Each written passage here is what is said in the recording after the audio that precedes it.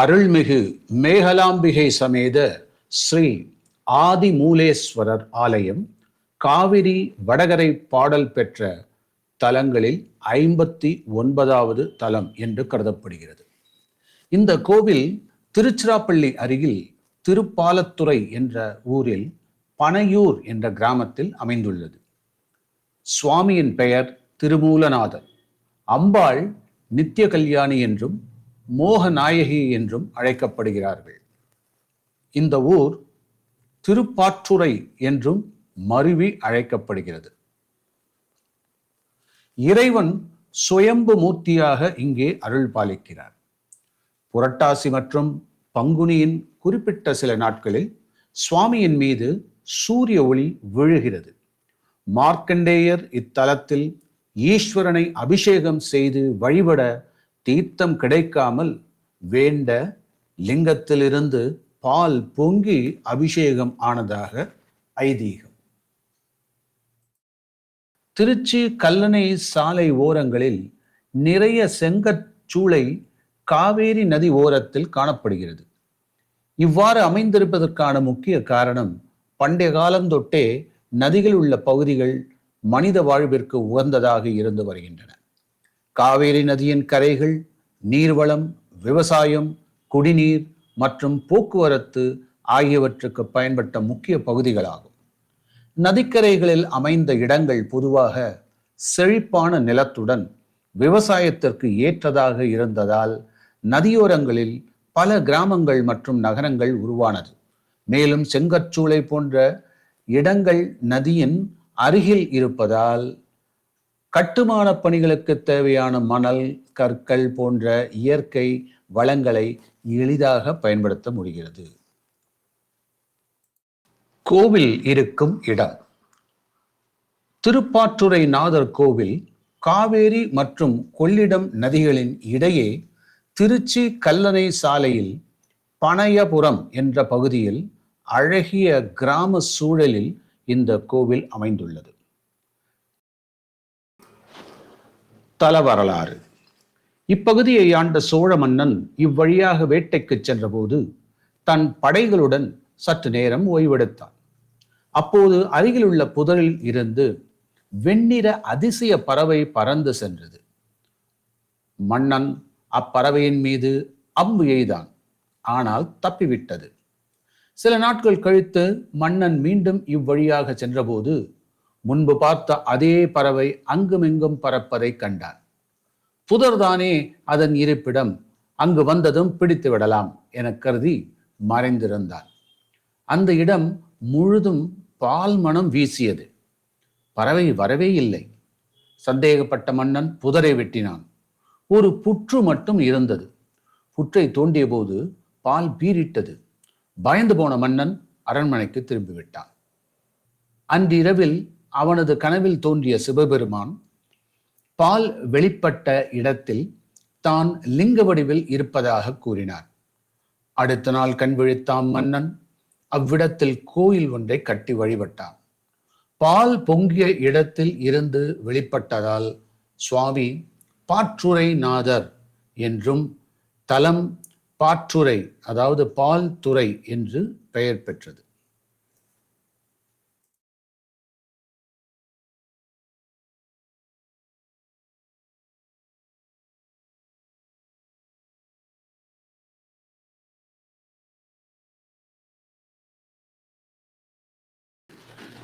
கோவில் கட்டமைப்பு.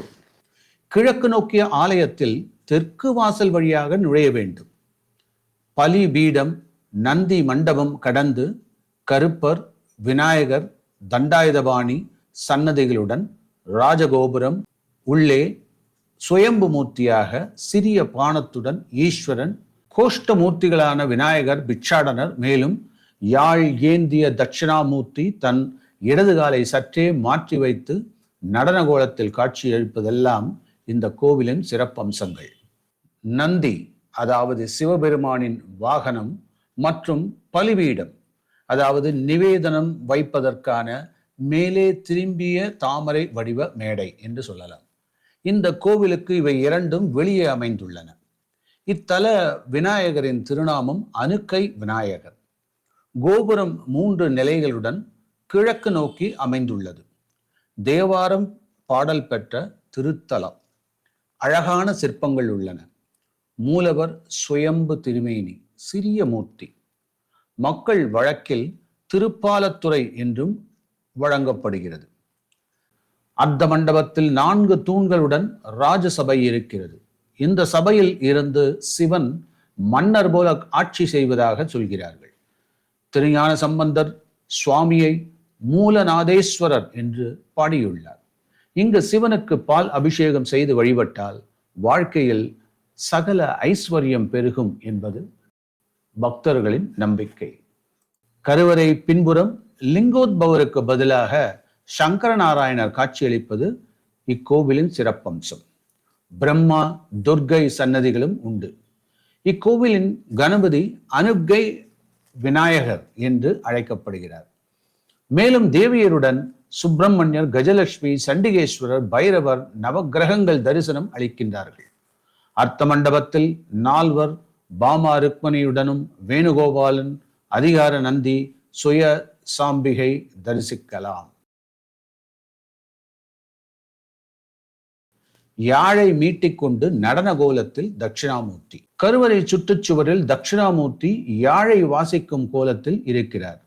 அவரது இடது கால் சற்றே மடங்கி நளினமாக இருக்கிறது. இதனை யாழின் இசைக்கேற்ப நடனமாடிய கோலம் என்கிறார்கள். அருகே சீடர்கள் இல்லை. தட்சிணாமூர்த்தியின் இந்த வித்தியாசமான கோலத்தை காண்பது மிகவும் அபூர்வம். அருகிலேயே பிட்சாடனர் இருக்கிறார். பிரார்த்தனை. அற்ப ஆயுள் பெற்றிருந்த மார்க்கண்டேயர் ஆயுள் விருத்திக்காக சிவனை வேண்டி இத்தலத்திற்கு யாத்திரை செய்து பயன் பெற்றதால் பல பெற்றோர்கள் புத்திர பேறு கிடைக்கவும் குழந்தைகள் நல்வாழ்க்கை வாழவும் இங்கு வந்து வேண்டிக் கொள்கின்றார்கள்.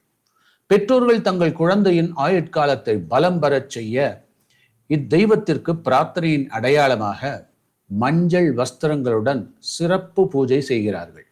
சிறுவயதில் பிள்ளையை இழந்த சில பெற்றோர்கள் அப்பெருமானுக்கு பிரார்த்தனை செய்து வழிபடுவதுடன் மீண்டும் ஒரு குழந்தையை பெறுவோம் என்ற நம்பிக்கையுடன் இங்கு வருகின்றார்கள். இந்த பூஜை கோவிலில் ஒவ்வொரு பௌர்ணமி நாளிலும் நடைபெறுகிறது.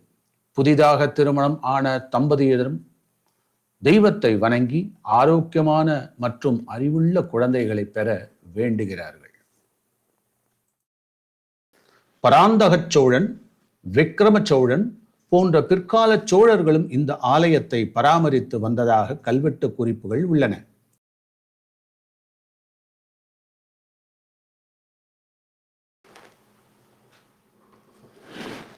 இத்தல ஈசன் மேல் திருஞான சம்பந்தர் 10 பாடல்களை பாடியுள்ளார்.